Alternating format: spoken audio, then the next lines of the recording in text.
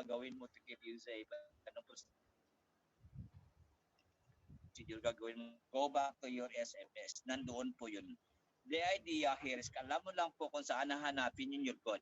Kasi nga po, kung may concern ka sa trabaho mo, is how can you carry out your work safely, then go to your SMS. Nandoon lahat po yun. Sige po. So, are we okay with this? Nasundan po. May mga question with regards to this regulatory and legislative needs? Any input, insight, or comments? Okay na po tayo dito po sa number 1.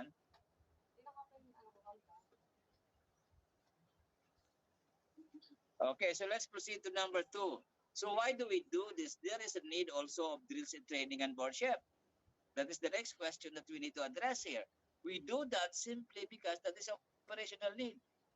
What is operational need, sir? Because this is to ensure correct and effective action can only be achieved by regular and realistic drills. Now, guys, remember, we are talking about emergencies, sir. So, paano tayo makasiguro po na kung mag-response ka po sa emergency na yan, tama yung ginagawa mo? At saka ano naman po ang gagawin natin para po makasiguro na tama po yung gagawin natin. So that is why we call it operational needs, because the only way for us to achieve that, kailangan magpa-practice tayo doon, di po ba? And at least realistic drills. Now, for example, you have this man overboard case, especially sa mga passenger ship. One way for us to do drill is parang close enough to realidad, because maghuhulog tayo ng isang floating object doon sa unahan ng barko, and then we are going to simulate the reporting hanggang makarating sa bridge, and also we are going to simulate po how are we going to do to rescue the guy. So close enough to realidad.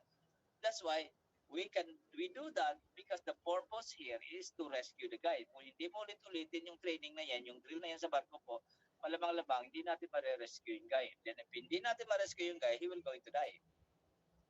Di po ba?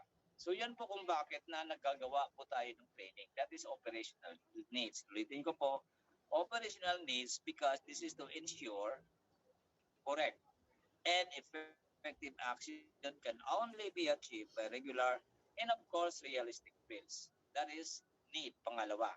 Let's go sa need pangatlo po. State of mind. So what is this state of mind when it comes to emergency is concerned? You know what? An exposure to an emergency, all persons without exception are affected, and there is a general dip or reduction in performance. Now, kung may emergency ka, even though how good we are po during drills, although we can respond right away according to our drills, pero mark this, kung may real emergency ka po, for example, fire, your performance level will going to dip considerably. Ang sabi ho dito po is only performance. So it means that yung maapektuhan sa inyo, pag real na po yung emergency, physical performance, mental performance, at saka emotional performance.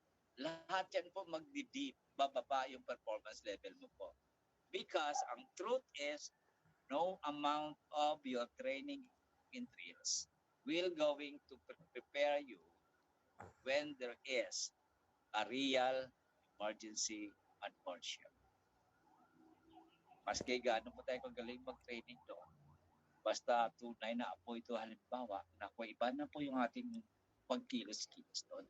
Na it is common among us na kung may emergency ka, especially apoy o kaya abandoned ship, ano pong ginagawa ng mga kasamahan natin doon? Kung nasusunog na po yung barko halimbawa, na instead of doing their duty and responsibility, ano po yung ginagawa? Well, tumatakbo sila sa kabina nila, sir. Anong ginagawa sa kabina? Nagbalot po ng dolyar. Binabalot nila yung dolyar, yung pera, ang plastic yung pera nila. Nagbabalot sila po ng kanilang mga papeles. Ayaw nila masunog yung papeles for all of the things on board. bakit inuna yung papeles? Ang masunog barko mo, buhay mo nakataya doon. Inuna pa yung papeles sa dolyar. Never mind yung dolyar po. Kung in kaso po na mag-abandon ka ng barko mo because of fire, may insurance po that can shoulder. Magbabayad po yun. Halimbawa, nawalan ka po ng $2,000. Kalkula mo lang po, isulat mo ng $3,000. O di may tubo ka pa po ng $1,000. Well, this is a way for me to tell you that do your duty and responsibility if we have emergency on board ship. The only way for us to prepare for that is we need to conduct drills. At saka you have to think po, yung performance level mo actually po is will going to be affected. Now, mental, physical, at saka emotional. Now, I'm going to give you one example na nangyari sa amin nung kabataan pa po. Nasunog po yung barko namin po. Wala pang ISM nung araw. Diyan kami sa may Singapore Strait nung araw, bata pa po ko. Ibig sabihin I think that was my second or third ship. Now, nasunog po yung bodega. So, ang nag-welding po kasi sila sa ilalim ng bodega na sumabog. Una-una, kung titingnan mo, nag-welding sa ilalim ng bodega without permit. Hindi na mangyari ngayon yan, di po ba? Kasi may permit ka po bago ka maggawa ng welding job mo. And then also, lucky enough po, yung dalawang tao doon na nag-welding, nakalabas naman sa bodega. Hindi naman sila, wala namang disgrasya. Pero this is fight, nasunog po yung bodega. So, kailangan namin patayin. We never know how to do. We never know how to do that. Kasi wala naman kaming drill. Nakasulat sa logbook na may drill. Pero actually, walang drill. Nung araw po yun. So, ang ginawa na lang namin doon, guys, isinara na lang bodega. Tapos, naglagay kami ng isang hose doon sa ilalim. Pinumpa lang po ng tubig yung bodega. We are hoping that kung mga alati ng tubig yung bodega, mamamatay din ang apoy. Sa katagalan po, kailangan namin tingnan po kung ano nangyari sa bodega. So, binuksan namin sila maliit. Naghulog kami ng Jacob's ladder or rope ladder yung tinatawag ninyo para ibabaan ng isang tao doon para titingnan kung may apoy pa sa ilalim ng bodega. Kasi ang lumalabas na usok dati maitim, ngayon hindi na maitim. Ibig sabihin, parang lumiit o kayo namatay na po yung apoy. Tapos po, nanghingi po kami ng volunteer kung sino bababa doon. Wala po nagbo-volunteer kung sino bababa doon. Silipin lang naman sa ilalim. Wow. And then finally po, may isa talaga ng volunteer. Of all the people at board ship, do you know na yung nagbo-volunteer po, hindi po nanggaling sa deck department. Ang nagbo-volunteer, mess boy pa po namin. So sa tuwa po namin po, binabihisan. Firefighting suit, breathing apparatus, safety line. Saka siyempre, pag breathing apparatus ka, may face mask. Saka pinababa namin sa po, nalalayan bumaba. Nung nangangalagitnaan na po siya ng Jacob's ladder, nagsisinyas po siya sa amin na iangat na po siya. Hindi namin siya maririnig kasi may face mask po dito po sa bunganga. Pero yung sinyas niya sa amin, parang nagsisinyas na kailangan na siya ibaba sa taas. So, ang ginawa naman namin, inangat namin po siya, binila namin siya pataas. And then tinignan namin po kung ano po yung problema. Do you know what the problem is? Hindi po namin nabuksan yung oxygen bottle niya. Hindi rin siya marunong bumukas ng oxygen tank niya. Kasi siyempre, sirado po ng face mask bunganga, hindi talaga makahinga yung tao. Kaya nag-i-istorya na lang siya kumpas-kumpas sa amin doon na palabasin. Can you imagine po, hindi nabuksan yung oxygen? Siyempre, wala mamamatay yung bata doon pag walang oxygen, di ba? Hindi rin siya marunong bumukas. So, bakit hindi kami marunong bumukas, sir? Wala naman kaming training nung araw sa ganyan. And besides, this is real emergency. Sabi nga natin state of mind and exposure to all emergency, lahat po tayo apektado. Bababa talaga yung level ng performance. So yun pong dahilan kung bakit tayo inangat doon po. Well, sa ngayong panahon po, hindi na po pwede ganun. Bakit may sistema at saka procedure na pa tayo sunod-sunod? Welding pa lang, you have to have hot work permit. Pagbabalon sa bodega na may usok, may procedure ka na susunod. That is to make sure na pag bumaba ka doon, tayo, safe naman po tayo kasi may face mask ka na, may protection ka pa sa init and so on and so forth. So yan po ang kahalagahan ng inyong training.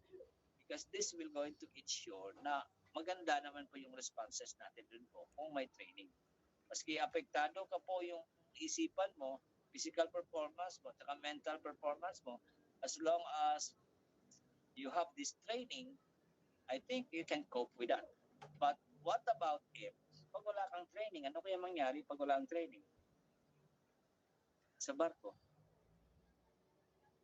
Wala, maya masunog yung barko natin. Kung mag-abandon tayo, hindi tayo marunong magbaba lifeboat. Ano kung bali yan? Anong gagawin mo sa barko? Mamatay ka, di po ba? So that is, yun po yung kahalagaan ng inyong training para po to make sure na at least your chances of survival, if you have this good training, mas malaki. Basta may emergency. So actually, this is something to do with your own personal safety. Diba? Sige na. Now, so that is why we have to conduct training in field. So ulitin natin po kung bakit ginagawa. Dumadaan kasi nakakabis pa. It is regulatory and legislative needs, that is requirements of SOLAS, requirement ng MARPOL, requirement ng SDCW, as of course, requirement ng ISM natin po. Operational need is to ensure in correct way and the correct and effective action can only be achieved by regular and realistic drills. And lastly, number 3, state of mind, that is exposure to an emergency. All persons are affected and there is a general dip or reduction in performance. That's why we have to have regular training and board ship and drills likewise. Okay, that is your aspect of need of drills and training. So, okay na tayo dito. We'll proceed to the next one. Now, kung may emergency ka po, you have to communicate, right? One important equipment, one of the important thing that we are going to have during responding to that emergency is yung communication. Tingnan mo lang yun, kung wala kayong communication doon po, wala kayong ginagamit to communicate, ano kaya mangyari sa atin kung nagre-response tayo ng emergency? Di ba, nagkakawintang-wintang tayo doon, hindi natin alam kung anong gagawin, di po ba? Now, that's why we are going to talk about internal communication. Now, various internal communication used on board ship, especially for emergency situation. Yung kaninang emergency po.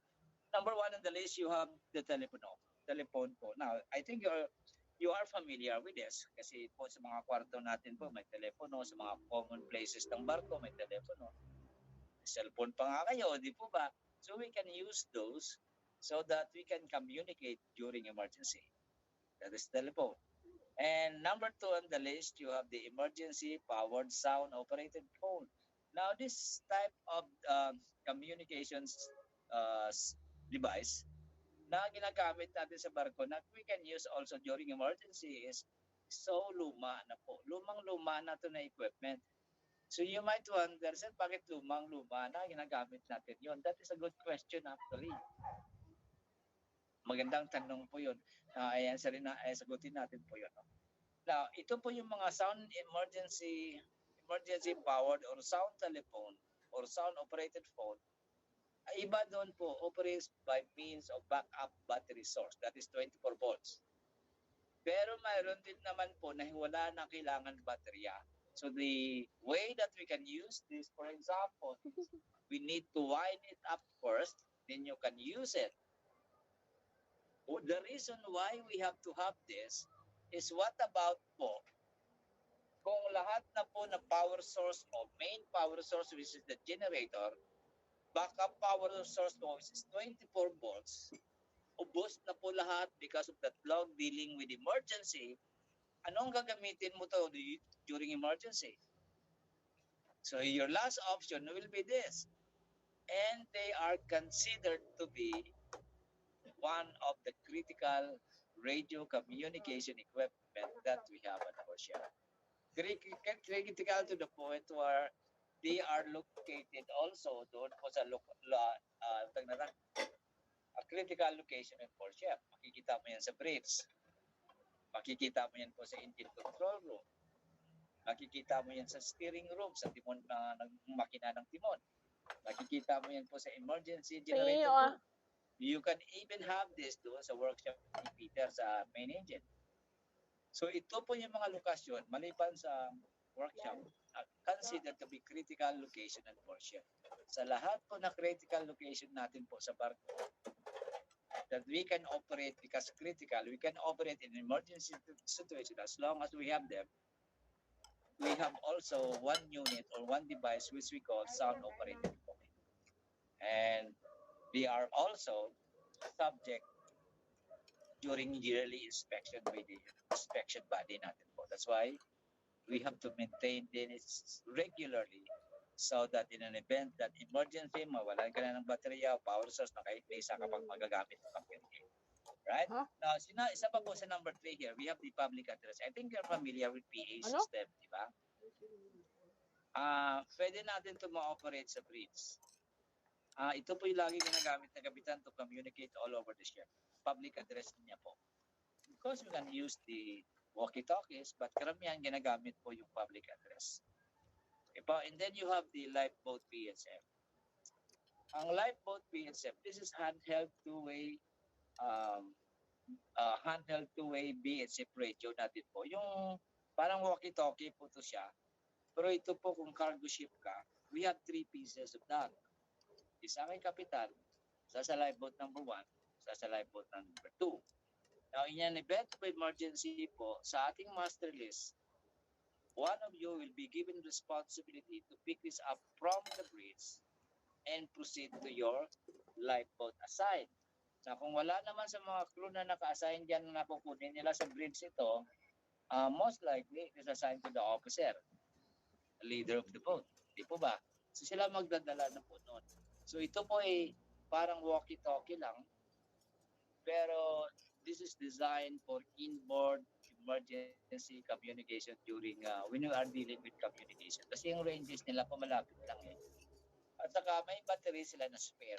Na kung ikaw naman po, for example, passenger ship po kayo, pag passenger ship ka po, because similar thing, may bawat lifeboat supposedly magkakaroon po ito ng isa. Yung stowage niyan or nilalagyan po, depende. Sasabihin naman sa inyo pag nasa barko na po kayo kung saan banda nakalagay po ngayon. Yan po, mayroon tayo niyan sa barko. We can use that during emergency situation. And then walkie-talkies and of course, emergency alarms. Yun po yung ating mga various international communication used on board, especially for emergencies. So yan po yung communication we can use this in dealing with emergencies. Next po.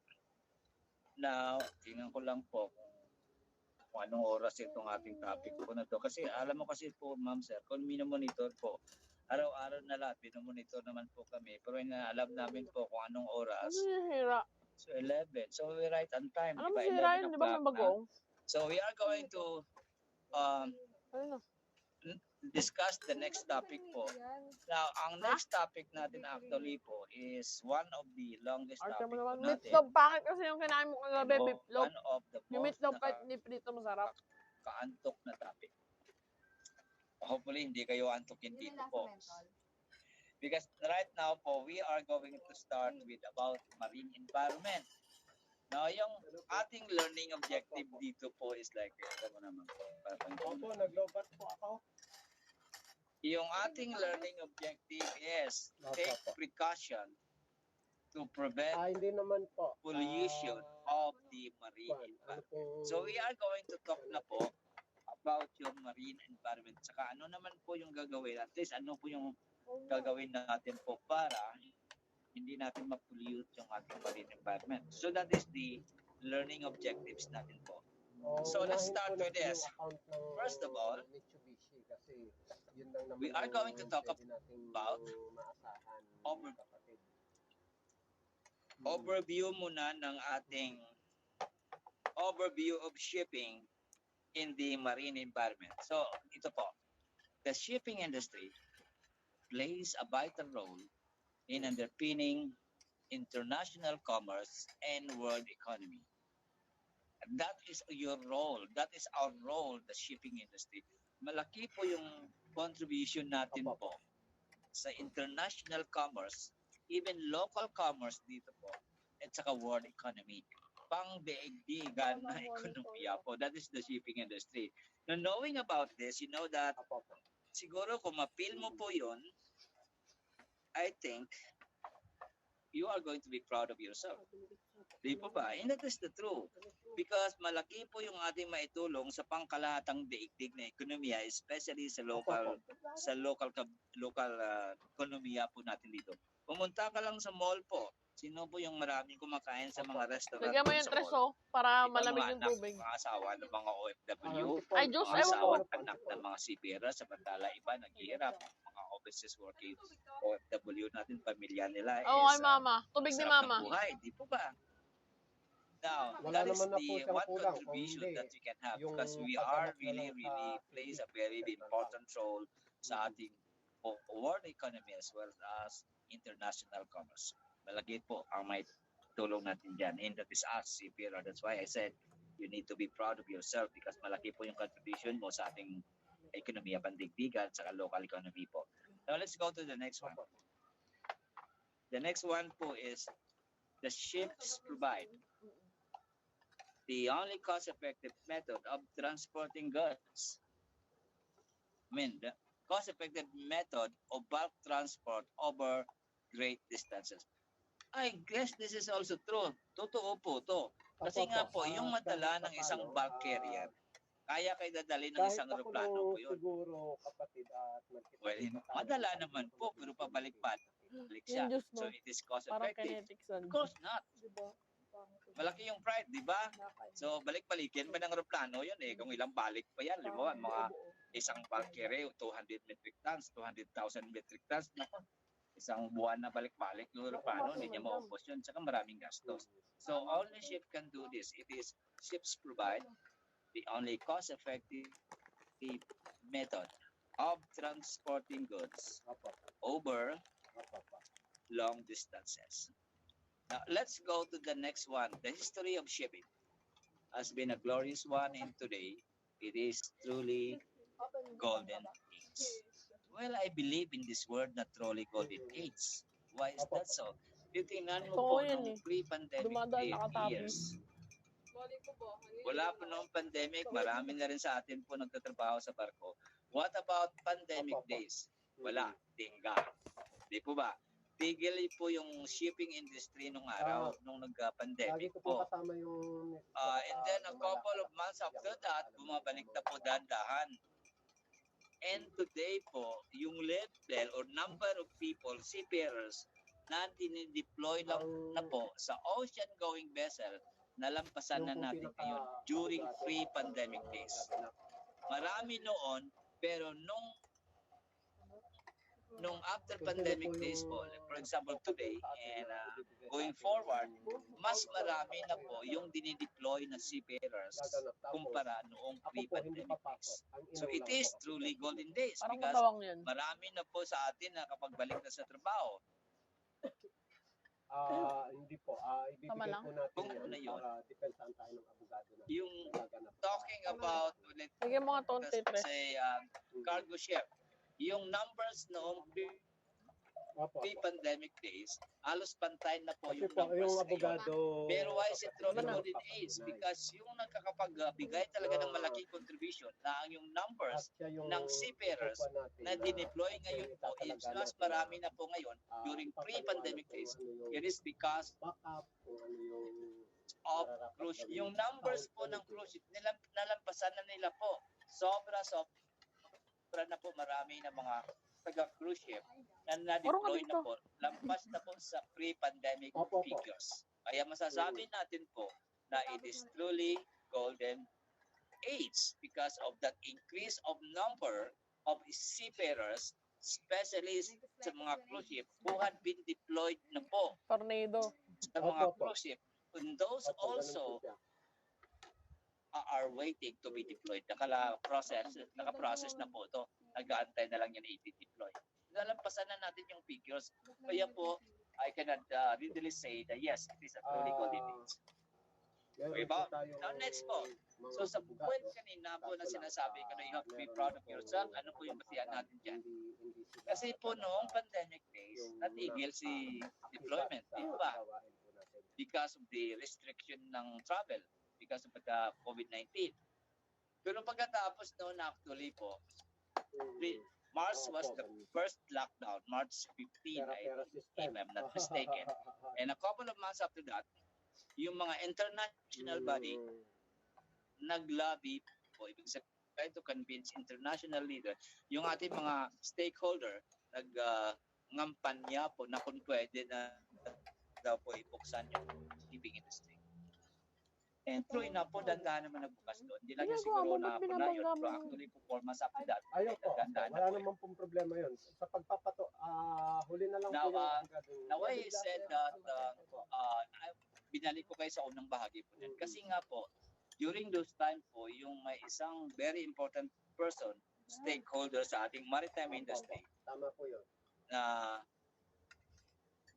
Opo. nag-in the way convince international leaders, especially here sa Philippines. Ito po yung shipping industry natin sa first quote-unquote ko Ako na ba lang yung po siya. naglalag? The shipping industry plays a underpinning international commerce in Opo po. the world economy. Pero guys, yung dinugtong niya, that really touches me. Kasi ang dinugtong na po niya is ganito. Basahin ko ulit. The shipping Ano? industry plays a vital Ano? role in underpinning international commerce in the world economy. And, you know what? And the Filipino seafarers are the Hindi backbone naman of sinasabi. the shipping industry. Pero siya naglalag Coming siya. from someone who is very Tumitigil yung video niya. respectful. Sa Coming akin? from someone is one of the most respected person in the maritime industry. And very important at that, admitted to the fact that we Filipino seafarers are the backbone of our shipping industry. Tama po. Do you believe that Filipino seafarers are the backbone of the shipping industry? Opo. Ngayon, ganito Yes, kapatid. that is true, sir. Ipakonect Kasi mo tingnan mo lang sa- Adriano ang Tingnan mo lang, pag hindi makabalik yung mga Pilipino sa barko, ano kaya mangyari sa shipping industry? Of course, they can survive maybe, but it will be a lot big struggle because mag-recall sila sa mga bansa na hindi normally nagsasupply ng seafarer sa mga barko. So it will going to take limits probably years and years. Meron po, meron pong I-train pa po yun eh. Di kaya sa mga Pilipino na marami na tayong nakaantay dyan na training na po yung mga seafarers. Kaya kung mawala daw yung Pilipino sa mga barko, ay siyempre mawala yung backbone ng shipping industry when it comes to manning is concerned. Eh mga problema sila sa manning nila. Mari po na dandahan, hindi maganda yung operation ng barko. Maraming problema. Of course, pag hindi maganda yung operation ng barko. Okay po? So remember, you have to be proud of yourself because you are now one of the backbone of the shipping industry. Alright, let's proceed po. So the history of shipping has been a glorious one, and today it is another trolley golden days. At golden age, yes, I believe in that po. Now, the shipping is the most efficient, safe, and environmentally friendly method.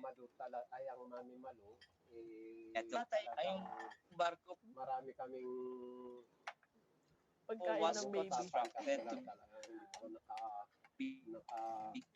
kwan dito dahil naabangan pa ng mga oligarko. Dilaw yung kanin.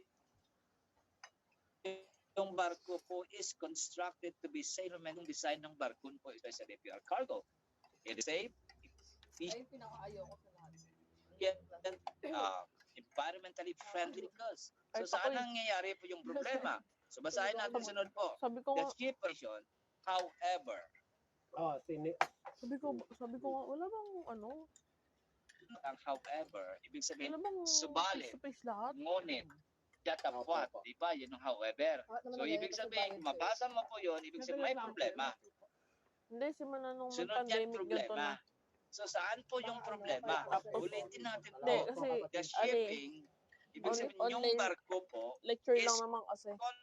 Hindi, babae po yan. Parang kapangalan ng nanay yan. intended to be efficiently friendly method of transporting goods. However, ngunit datapwa, Tulog. yung problema dito po is na nagkaroon po ng potential Hindi, threat meron sa daw. ating marine environment. So Kung saan sino po na- yung problema kilala natin niya. dito Alam na niyo kung meron paano tayong nila threat Online, doon di sa ba? marine Outcome environment po natin? Of course, Nung nagro-roll the call way na, we operate the ship. hindi sumasagot. When you talk tatanggap about sila, ano. Tapos shipping na operation, that is na-absenan the siya. way Sabi we ba't daw operate siya the ship. absent? So sino Tapos nire-review yung ano, ilang beses siya tinawag, wala siya. po nag-operate ng Nandun barko? daw siya. Hindi mo siya Sino po nag-ooperate ng barko? Sila sabihin siya mag-open Diba ng cam. crew members? Ah, So sino pong karamihan ng crew mga members? daw, mamaya sabihin nila, baka Di ba, nag-basketball Pilipino? daw o natulog, ganyan, No, ganyan. general na lang Nag-open natin lang daw po. ng kama. So, yung Bawal kasi problema yun. actually sa Pag pollution umulan, of the marine pag environment, umulan siya hindi kaya po yung nito 1K. barko. Kasi it is constructed to be safe. It is constructed to be efficient, 1K environmentally yan, friendly isang po. araw lang yun. Method of transporting goods. Pero may po. potential Kasi ng threat. So, saan ang katawan natin gagaling medyo matigas ang yung ulo. threat na yun sa ating marine environment? The way we operate Hindi, the ship. When we say we operate the ship, it is Pinoy ako. us, crew member, na naging resulta sa pag-operate ng barko natin, may potential talaga tayo ng malaki na ma-pollute natin po yung ating marine environment. Now, we'd like to put those into your consciousness. Tayo po yung problema dito, hindi po kaya yung nga barko. medyo mahirap kasi kapatid na Tayo po yung nag-ooperate ng matigas barko. ang ulo. Kaya problema tayo. Okay? So ano ang problema natin dito sa marine environment? Let's talk about impact.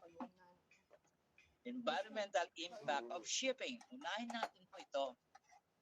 Ballast water discharges by ship can have a negative impact Siya po on kasi marine nakaupo sa environment. So alamin muna natin ano po yung ballast. Sino po nakaalam kung ano po yung ballast? Kanyang bunker dyan kay Tatang Adriano. Ballast tank muna po. Ano po yung ballast tank ng isang barko? Sir, parang siya yung nagbabalance ng ng barko yung sa tubig. Balance tank. Babalance. Kasi yung Tama pa yung sinabi ni Sir, nagbabalance po yun. Na yung ballast tank is a Nanay tangke Anastasia, yan na yung pinifill in natin po siya ng tubig. Sabi sa term po ni Sir, nagbabalanse ng barko. Now, tama yung sinasabi ni Sir. We're going to rephrase lang Sir, kung tama yung term mo, balance. Now, we use ballast tank, we fill in that with water. Halimbawa, ganito. Nag-load po ako sa Africa. Pagkatapos loading operation, Sir, nung nag-compute po ako ng aking stability, parang hindi maganda, mababa yung level ng stability ko. Ibig sabihin, tender yung stability ko. Although it is positive, pero ang kilos ng barko mo po pag tender, medyo malandi. Ano ibig sabihin malandi? Kasi po giwang ng giwang po siya. Alog. So since I have to proceed from African port towards South Harbor dito sa Manila, mahabang biyahe po yun. So for me to make balance or stabilize my ship, I need to fill in my ballast tank with water. Yan yung sabihin nyo kay If I have Adriano. filled in Siya yung water umupong in matagal my na ballast tank, I can gobernadora stabilize my ship, ng CB. I can At that time, optimize Kasi ang navigation of CB, the ship. kapatid, yan lang ang magiging Stabilize para Ngayon, stable. dalawa ang CB. Pag stable ka, hindi Kapag masyado nasa gagalaw yung barko sea mo. tayo, Pag yung hindi letter ka gagalaw ng C barko na mo, maganda A, naman po yung nabigasyon ng barko mo. Ibig sabihin, maraming distansya mo cover mo in 1 hour. Then it's cost effective because hindi mabawasan yung distansya na bababan mo. Matakbo mo po. That's why can optimize navigation of the ship. So saan ang problema? Ang problema is, kung nag-fill in tayo po ng ating hindi po ballast yan. tank, halimbawa Dapat doon sa Quezon City. Africa, Quezon City. hindi muna naman natin po tayo. alam kung ano meron sa tubig. May germs, Opo, kasi mag-i-imprint ka pa lang. bacteria, Wala pa yung may plants, may invasive species, alien species ng mga isda na pwede natin po maikarga sa ating ballast water. So assuming po na ikarga na po yun sa ballast tank, pagdating natin sa North Harbor or South Harbor sa Manila, we need to pump that out because we need again to discharge and prepare cargo pagdating sa loading operation. Sa bag. So kung ano po mayroon Ginamit po mo sa kahapon. tubig na kinarga mo doon sa ibang lugar, Doon pa-pump out sa po yan secret dito po packet. sa South Harbor. So halimbawa na nakapag-pump out ka ng germs, nakapag-pump out ka po ng wastewater. O kapag pump Lata out ka naman. po ng, muna po, may tumatawag ng dalihan. Ayaw po, pwede naman po dyan. Address ko Pero naman pagka magpapa-imprenta na po kasi, ang mga gobernador, sila na yung Disturbo tayo sir.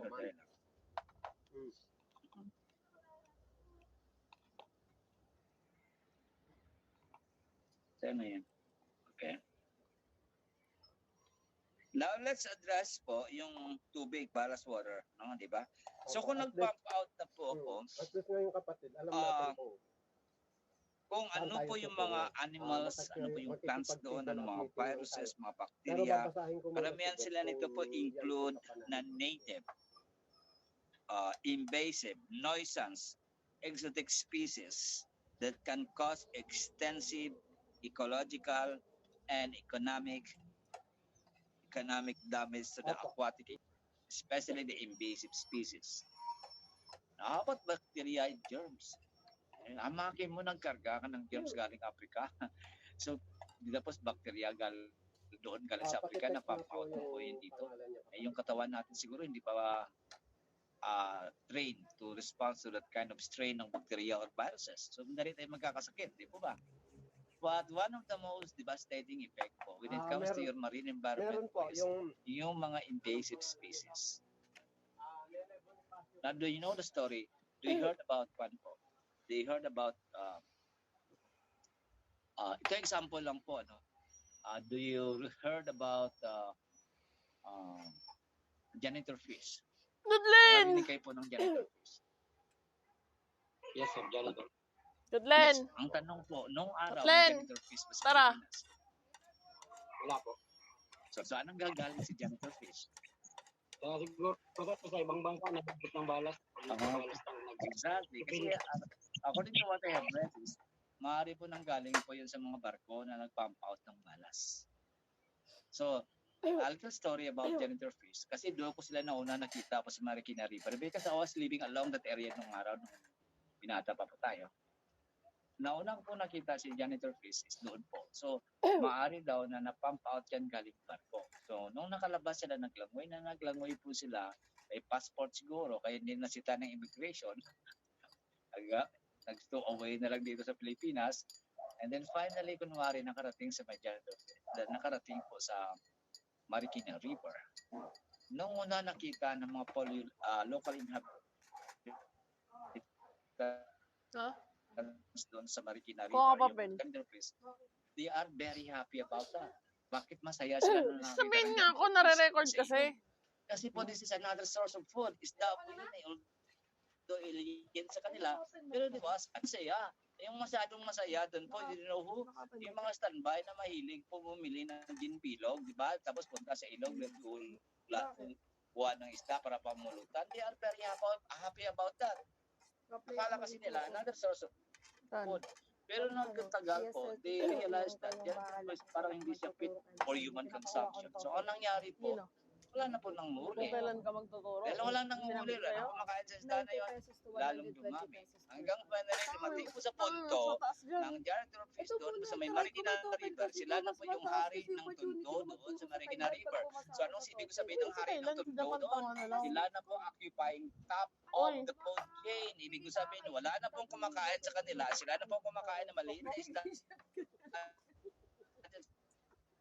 sa Marikina River. Sila na rin ang mga food doon po. Hari na po sila doon. So, instead of a blessing, ngayon po, naging perwisyo. Ano? Yung isang buwan. Yung isang buwan na Because of that thing, 400. galing sa barko. 500 pump muna out kasi to balas. Di ba ba? 493.79 So, yun eh. what I'm going to do now is, I am going to show Para you daw a mabalik video yung wifi to ngayon. so that di we ba can may have this nagamit pa tayong understanding wifi why kahit they are parang very ilang araw. important to Hindi, know COVID that din eh, we diba? have Bago to mawala yung control wifi ballast nun. Nung discharge. na-aksidente si Because Tito there Lolo, is also regulation by Ninawalan tayo MARPOL ng where wifi. and when can we change ballast. Hindi lang po pwede sa ngayong panahon po 500 na na. change na ako ng ballast, hindi 500 na po yun. pesos. May regulation po na hindi ka po 500 halimbawa punta ka ng United States. Hindi ka po Para yun sa makapagpalit ng ano, ballast. Kailan ko ba parang- Meron ka na po sa 200 nautical miles to the closest 493.79 coast pesos. of the Ay, United 500 States. mo na. Kasi doon po 7 yung pesos problema. na lang. Foreign species, invasive species, bacteria, plants, etc. Baka ikunin na nila po para pagkari-harian na nila yung kosta ng Amerika. Kaya doon ka po sa malayo magpapalit. That is now being addressed the problem. What I'm going to tell you now is ano po yung dangers Uy, doon? te, tawag ka. Halimbawa, Wait hindi na, mo check niya pa. Okay? So let's watch the video po when it comes to invasive Hindi, species. yung babayaran nating 500 para yun sa September na billing. Ngayong October, i-recompute pa yun. Yun Kailan yung po babayaran ayusin ko natin yung ulit ngayong November 20. Yung babayaran natin 500 para yun sa September. Ito binigay ni ate ko. Original. Yung na binigay ni ate. Kung binigay, Okay. sapak mo kita. Ano ko binigay mo na to? Grab lang pala to. There Ayan, is- expiration. Oo. Hanggang ano lang Ito po. yung date niya. Big shape marine species. So what's this without a good understanding of Kailangan na kaya ako tayo gumawa ng This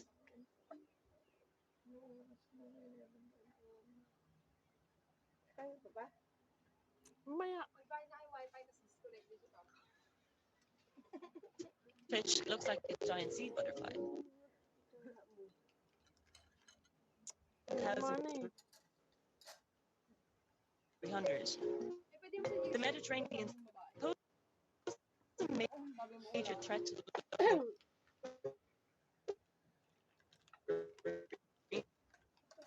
Si mama kasi may Gcash, hindi inaano eh. ilang Ginawa na ng Gcash eh. Ayaw nga magbukas. Ano Ayaw gagawin ko? magbukas. Sampa-sampa sa likod. Susuntukin kita eh. Hindi ko ma-check, naka-online ako. as human. Researchers Wala na believe yung, the main record. culprits are trade and commercial vessels. Boats or inside the ballast water, the water that's used to balance the boats when they're not full of cargo, because propagules can be released into waters where these species don't come from. In case you didn't know, propagules are what an organism creates to reproduce itself and spread, such as aquaculture and imports are also big vectors of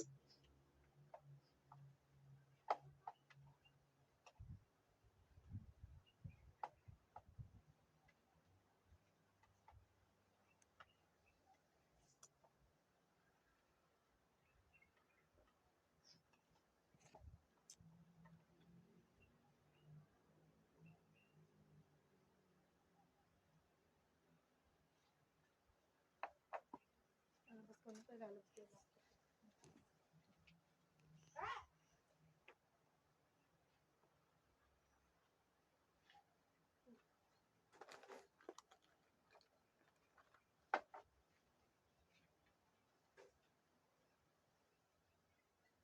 Bigyan mo ito akit kasi. Ayaw doon. Nabugas na yun siya. Hindi pa siya mamugas. Nilabas na nga. Mamugas ka na ba? Hindi pa. Ang gagawin niya ako, galas dos lang yun.